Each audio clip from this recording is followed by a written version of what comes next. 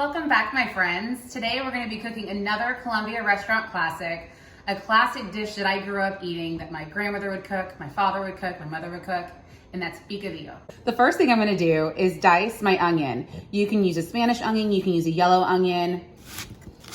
Even if you cut it a little on the chunky side, that's okay, because as long as you cook it down, it will basically disappear into the dish. The recipe calls for 1 cup of onion. I usually go and look at the grocery store for a smaller onion. I try to use the whole onion so I don't have a leftover onion. And it depends on how much you love onion. I love onion and my family loves it too. The traditional recipe calls for 2 green peppers. I usually do 1 large green pepper.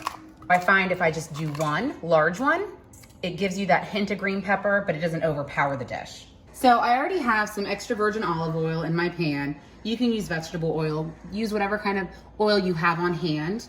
I usually always cook with extra virgin olive oil. You want to heat it up, get it nice and warm, so that way when you drop your vegetables, you're going to get a nice sizzle. Then we add our chopped onion and our chopped green pepper to our hot oil. And you're going to want to let that saute for a little bit until the onion starts becoming translucent. So now we're going to go ahead and mince up our garlic.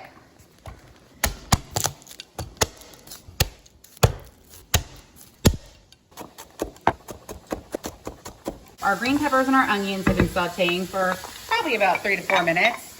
Now we're going to add our minced garlic and our tomatoes.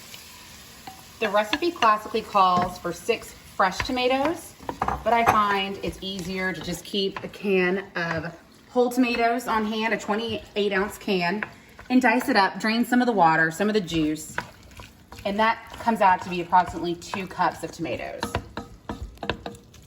We're gonna let that cook down a little bit, make sure all the juices have been absorbed, and then we're gonna go get our ground meat ready. I'm gonna add 2 pounds of lean ground beef. If you can't find lean ground beef and you don't want all that extra grease that comes from it, I would brown my meat ahead of time and then drain it. Put it in a strainer, drain all the fat out, and then just add it in. And this is gonna cut down on your cook time. I am just gonna cook it until it is brown. The recipe generally calls to season your beef with a little salt and pepper, which works great. But if you do have Columbia seasoning, it makes it taste extra special and extra delicious. Now I'm going to add my 4 bay leaves and just incorporate them in your meat. I have 1 teaspoon of oregano and a 1/2 teaspoon of cumin. Personally for me, I go a little heavy on the cumin. But you could start with those measurements and then adjust your seasoning as you prefer. So now our meat is browned. Everything has been combined beautifully. And now we're gonna add a couple of secret ingredients that I usually like to hide from my family, and honestly, I hide them from myself. I'm not a big green olive fan, so I buy the sliced green olives, and then I chop them up even finer. That is about a 1/2 cup. I generally do a little bit less than that. And then the other secret ingredient is a 1/4 cup of raisins. No one in my house is a big fan of raisins, but raisins is so important to this dish because it adds a certain sweetness to it. I chop it up as finely as I can get it, so that way it almost goes unnoticed. My little girl has no idea it's in there unless she sees me cooking it. The next ingredient is optional. This is something my mom never did when I was growing up. So if you don't have red wine, that's okay. It's something I learned my father did when I was older. And the recipe calls for a 1/4 cup of red wine. We're gonna let that simmer for a few minutes. And I'm gonna show you one more secret ingredient that's actually not in the recipe. That's something my father, Richard's always done, and that my sister does. And it just kind of rounds out the dish. So here I have 3 potatoes. There is no particular amount. I just kind of eyeballed it, and I went ahead and stuck them in the microwave, cooked them until they were soft, peeled their skin off, and now I'm gonna dice them. And this is something you do right at the very end. And you're just gonna wanna let simmer together for probably about 10 to 15 minutes.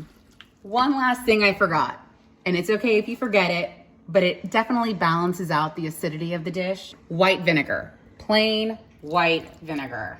And if you forget to add it after it's been cooking for 10 minutes, go ahead and let it simmer for another 10 minutes. It'll be just fine. So now it's time to plate our picadillo.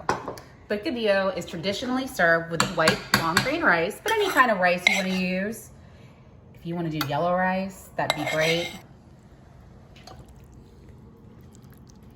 Traditionally, picadillo is served with plátanos, which are very easily found in your freezer section at your grocery store. So if you want to accompany your rice with your picadillo, that'd be great. And here is the Columbia Restaurant's Picadillo.